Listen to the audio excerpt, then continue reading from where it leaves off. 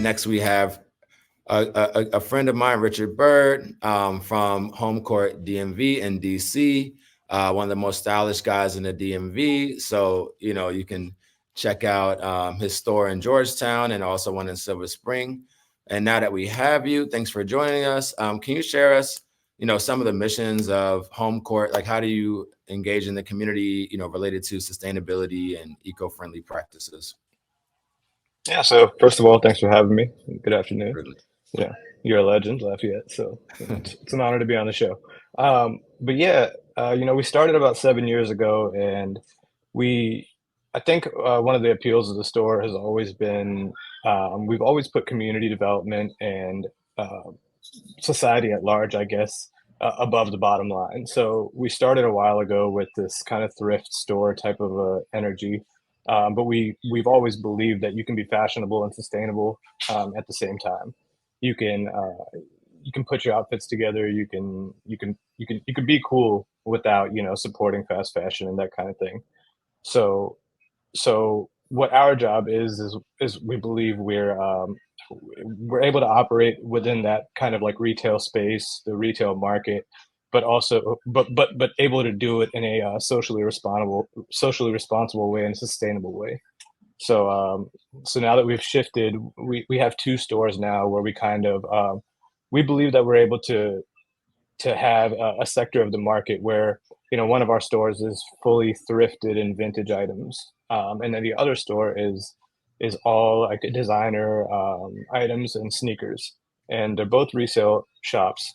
So we believe having these two types of shops are an in between fast fashion and a completely sustainable lifestyle.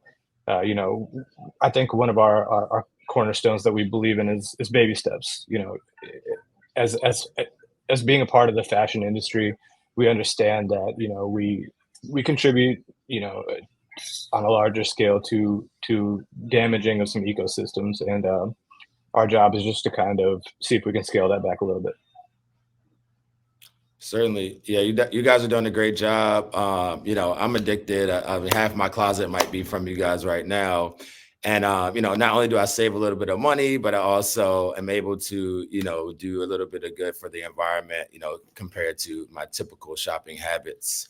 So the concept of reduce, reuse, recycle, that's, I guess sort of the core of thrifting, right? And so, how do you sort of contribute to that, or how does your store contribute to reducing waste and promoting that concept on a daily basis?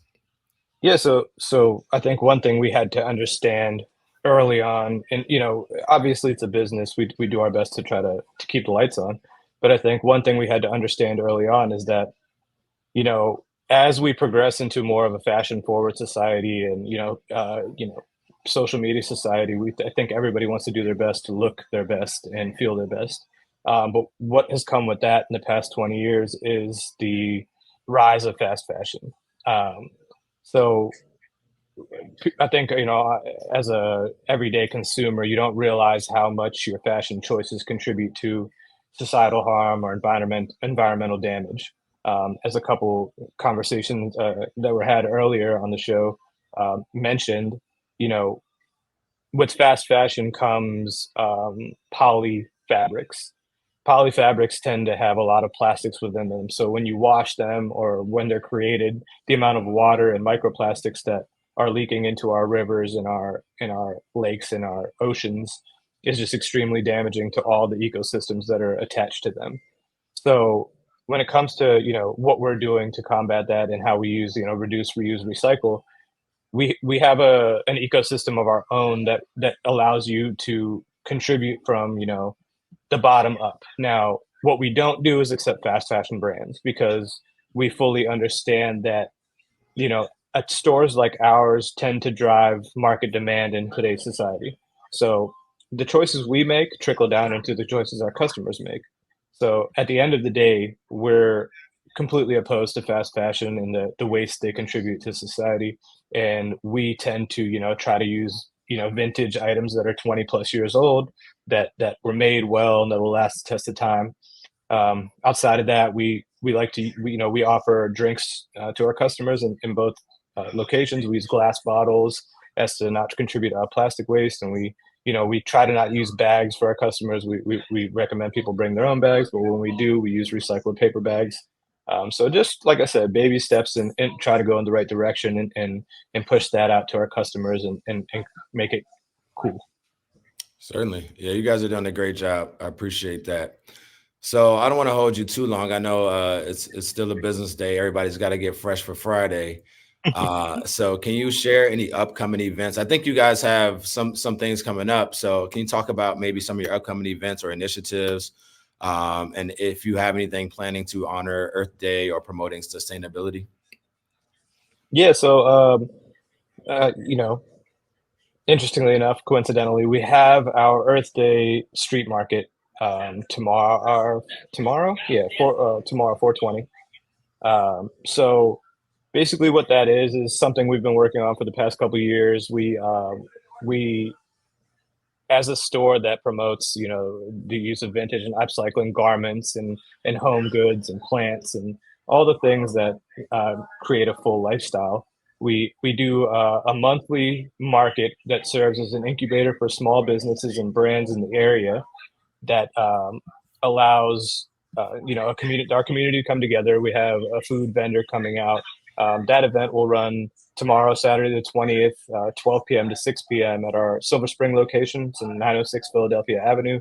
We'll have about 40 vendors that are also their own thrifters, vintage clothing sellers, sneaker resellers. Keep a reusable market in the sneaker industry where we all kind of came from.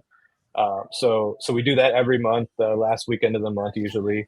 It's just an effort to continue to push the idea of sustainability and market demand for things that aren't brand new and that aren't fast. So if you're free, come out and check us out.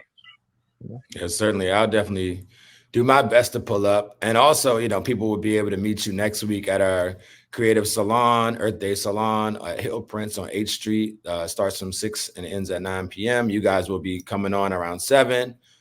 So we look forward to you engaging with the public there. If you haven't been to Home Court, I definitely recommend everybody check it out. And thank you so much, Rich, for joining us today. Thank you. We look forward to our conversation next week. Have a good one. Where did you come to get off?